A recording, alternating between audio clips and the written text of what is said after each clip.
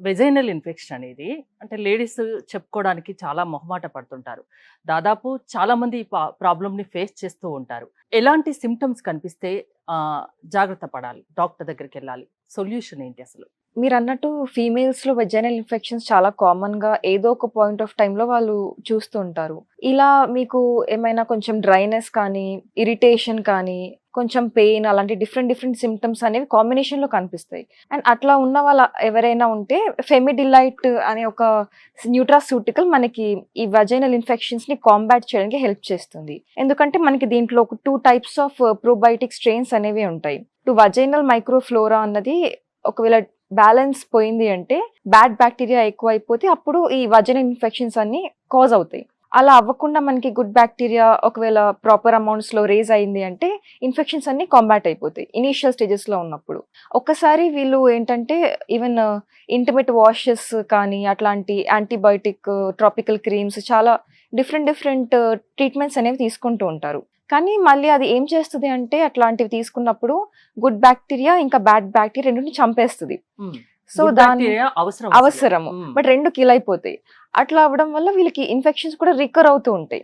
Infection ఉన్న వాళ్ళే ఇది వాడాలా, రాకుండా ఉండడానికి కూడా వాడొచ్చా? ఇన్ఫెక్షన్ ఏం లేకపోయినా కూడా జస్ట్ ప్రివెంటివ్ మెజర్ గా కూడా యూస్ చేయొచ్చు అండి ఫెమిడిలైట్ ని. అండ్ ఈవెన్ మనకి ఓన్లీ దీనికే కాకుండా ఇమ్యూనిటీ ఇంప్రూవ్ చేయడానికి కూడా మనకి ఫెమిడిలైట్ చాలా బాగా హెల్ప్ చేస్తుంది. ఎలా యూజ్ చేయాలి ఇది? ఇది just before sleeping after dinner ఒకసారి 1 క్యాప్సూల్ వేసుకుంటే ఎవ్రీడే సరిపోతుంది 3 months వరకు.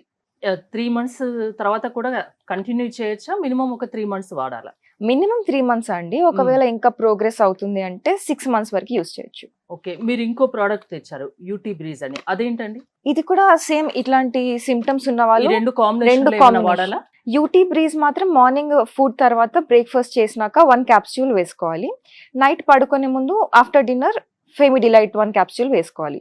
ఈ రెండు కాంబినేషన్ యూజ్ చేయడం వల్ల బెనిఫిట్స్ ఏముంటాయి? ఎస్పెషల్లీ మనకి పోస్ట్ మెనోపాజల్ ఉమెన్ లో అయితే చూసినట్టయితే చాలా యూజువల్ కాజ్ అయ్యే సిమ్టమ్స్ ఏంటి అంటే ఇది మనకి జెనైటో యూరినరీ ట్రాక్ట్ ఇన్ఫెక్షన్స్ వస్తూ ఉంటాయి. అంటే genito urinary syndrome of menopause అని చెప్పి ఒకటి చాలా యూజువల్ గా వస్తుంది.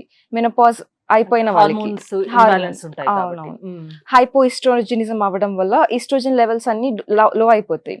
అలా అయినప్పుడు మనకి ఇన్ఫెక్షన్ ససెప్టబిలిటీ ఇంక్రీజ్ అయిపోతుంది. దానివల్ల ఇంకా డిఫరెంట్ ఇన్ఫెక్షన్స్ అన్ని కాజ్ అయ్యే ఛాన్స్ ఎక్కువ ఉంటుంది వాళ్ళకి.